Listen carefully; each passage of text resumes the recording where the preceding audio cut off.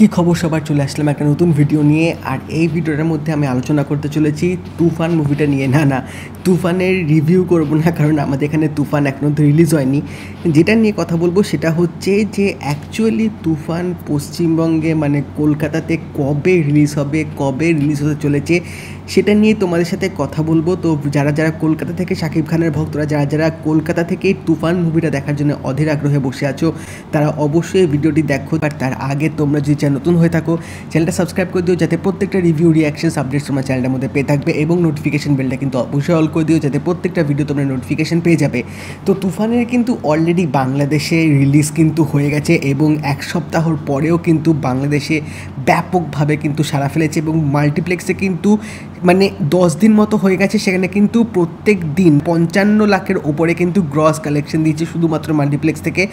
বাংলাদেশে কিন্তু তুফানের ঝড় অব্যাহত চলছে, এবং যেরকম রেটে এগোচ্ছে আমার মনে হয় যদি ভালো আরও চলে, যদি এই হোলটা ধরে রাখে, তাহলে হয়তো অ্যাটলিস্ট প্রিয়তমার কাছাকাছি কালেকশনে হয়তো যেতে পারবে। এবার যে জিনিসটা নিয়ে কথা বলবো সেটা হচ্ছে তুফানের, আমি আজকে এবং গতকাল কিছু আমি পোস্ট দেখলাম, কিছু পিকচার দেখলাম যে 28 তারিখ থেকে কিন্তু বাইরের কান্ট্রিগুলোতে তুফান কিন্তু রিলিজ হতে চলেছে। যেরকম বাহরিন আছে, জার্মানি আছে, ইউএই আছে, কাতার আছে, এরকম কিছু কিছু কান্ট্রির মানে এরকম পোস্ট এসছে যেখানে কিন্তু তুফান 28 তারিখে রিলিজ হবে।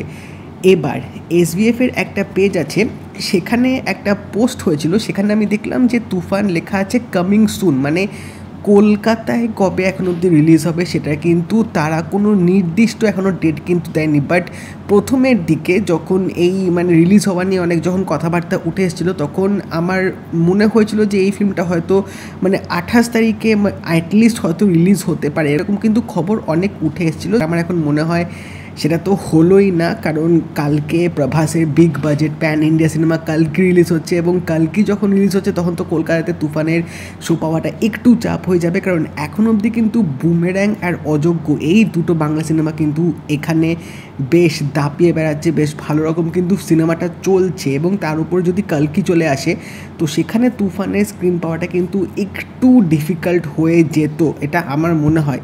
তো এখান থেকে বলা যাচ্ছে এই মাসে তো তুফানের সিনেমাটা আসছে না, এই জুনে তো হলো না, এবার জুলাইতে যদি হয়, যদি হয়ে থাকে আইদার ফার্স্ট উইক হতে পারে বা হয়তো সেকেন্ড উইক হতে পারে। এবার এখানেও একটা কথা হচ্ছে, যদি কালকে রিলিজ হয়ে ভালো রকম রেসপন্স পায়, ওয়ার্ড অফ মাউথ যদি যথেষ্ট ভালো হয়, তাহলে এই ফিল্মটাও কিন্তু এক সপ্তাহ পরেও কিন্তু দুর্দান্তভাবে কিন্তু চলতে পারে, এটুকু আমার মনে হচ্ছে।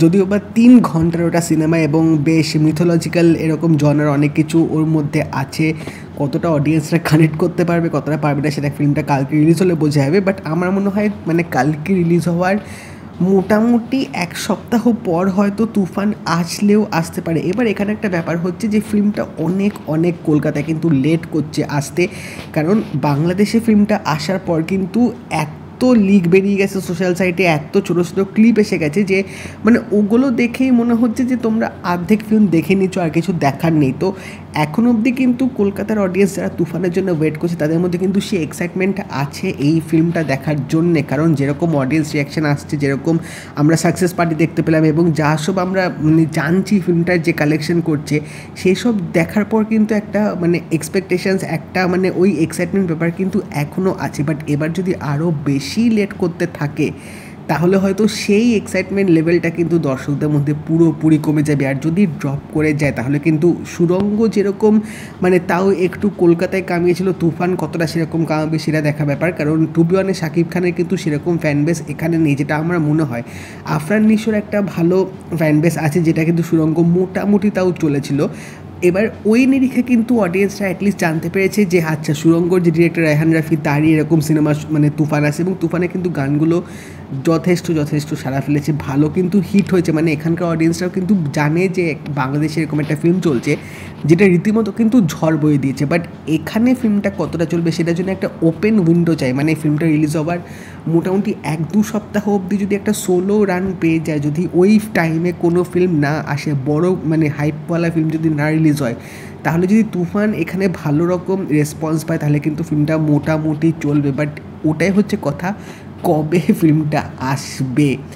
এবার বাংলাদেশে মোটামুটি 10 দিন মতো হয়ে গেছে এবং ওখানেও কিন্তু আস্তে আস্তে এবার মানে ওই গ্রোথটা বা ওটা কিন্তু কমা শুরু করবে পরের দিকে গিয়ে। এবার ওখানে যদি সেই হাইপটা কমে যায় না তাহলে কিন্তু সেই অডিয়েন্সদের মধ্যে যে রিয়াকশানটা বা আমরা যে সোশ্যাল সাইটে এত কিছুতে দেখছি সেটা কিন্তু আস্তে আস্তে কমে যাবে, যার জন্য কিন্তু আমাদের এখানকার অডিয়েন্সদের মধ্যে সেই এক্সাইটমেন্টটা কিন্তু ওটাও একটা এফেক্ট করবে, সেটাও কিন্তু ডাউনফল হবে। তো আমি রীতিমতো চাইছি যে অ্যাটলিস্ট জুলাইয়ের 1st থেকে 2nd উইকের মধ্যে তুফান কলকাতায় আসুক। তো তোমরা জেনেও তোমাদের কী মতামত তুফানের এই কলকাতায় রিলিজ হওয়ার নিয়ে, বা কোন সময় রিলিজ হলে ফিল্মটা মোটামুটি ভালো চলবে এবং তোমরা কতটা এক্সাইটেড আছো কলকাতায় শাকিব খানের এরকম একটা বড় একটা বিগ স্কেলের মুভি দেখার জন্য কমেন্ট সেকশনে অবশ্যই জানিও। এবং যদি এই ভিডিওটা ভালো লেগে থাকে লাইক করে দিও, শেয়ার করে দিও, চ্যানেলটা কিন্তু অবশ্যই সাবস্ক্রাইব করে দেবে, নোটিফিকেশন বেলটাও কিন্তু অল করে দিও।